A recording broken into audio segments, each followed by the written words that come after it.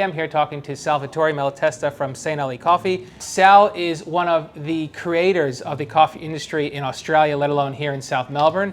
It's a real privilege to be here with you today, and we want to talk to you about how you've conducted your business over the last 7 weeks since the COVID announcements and restrictions came into place, and what you're doing from here on now to ensure that your business remains sustainable and your staff stays employed and you remain profitable. What's your advice to tenants that are dealing with landlords and landlords that are dealing with tenants during this current climate?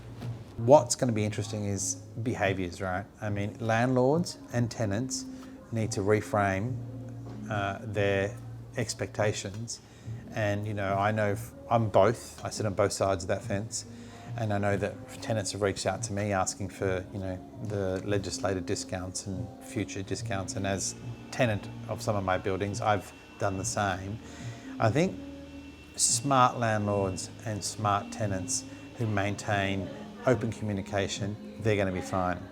It's the people who want to profiteer or have another agenda to using the COVID leverage who are probably going to end up caught out. So for me, having honest, open conversations between landlords and tenants up front.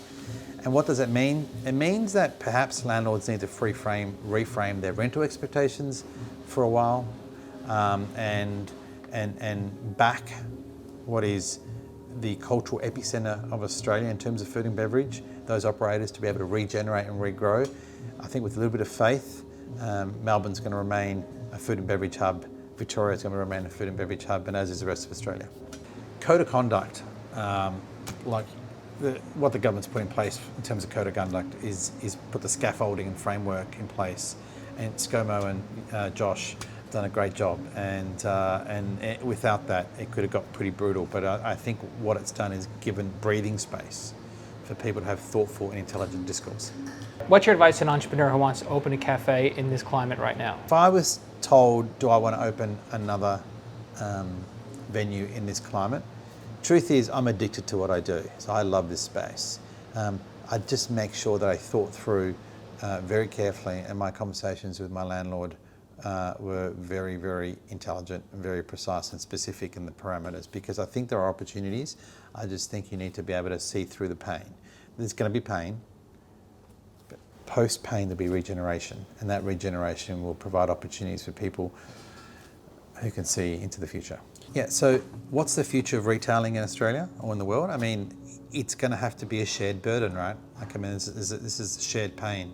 What does shared pain look like in a landlord-tenant relationship?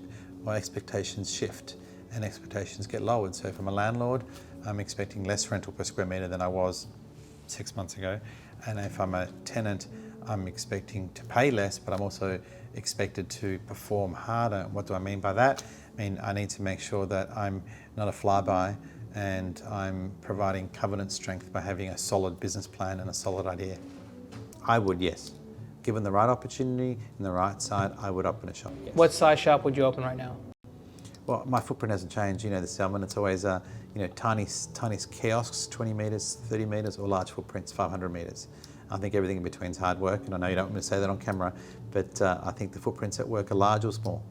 One of the things I'm really excited by, and this is like from here, through the hand sanitizer project, my biggest learning curve, strangely, was the fact that third-party delivery services in Australia aren't awesome. They're not awesome. And when put under pressure, they are even less awesome. And one of the biggest complaints we had was delayed deliveries. Now, albeit the corona was a very unique set of circumstances, but I know that, you know, when I lived in the States for a while, getting deliveries was really quick. So I said to my guys, my executive team, we've got 12, 13 delivery vans. We have a very strong brand presence in both Melbourne and Sydney. Why don't we do all our own deliveries? And together with our partners, Ship It, that's exactly what we're going to do. It's going to be launched soon. We're going to be doing all our own deliveries, and it'll be, you know, white glove delivery service. It'll be our crew that care about the product they're dropping off. So when you order from us, it's same day or next day, but people that care. That's going to be what distinguishes us, I think, from other potential coffee businesses. So to answer your question, in the city, there's going to be a focus on getting coffee from our cafes to your office by our people. If you give one message to landlords right now, what would it be? My message to landlords right now would be short-term pain for long-term gain. You need to have vision. You need to look out a decade, not a year. I, tidy up my backyard to make sure that my leverages and repayments and stuff are wherever they need to be for my LV ratio risk profile. And then I'd be bringing in young or middle-aged, excellent talent to, pump up my sites with the view that in 2 years I'll be making the money that I should be making from those sites. If you can give one message to tenants that have an itch to expand, what would it be?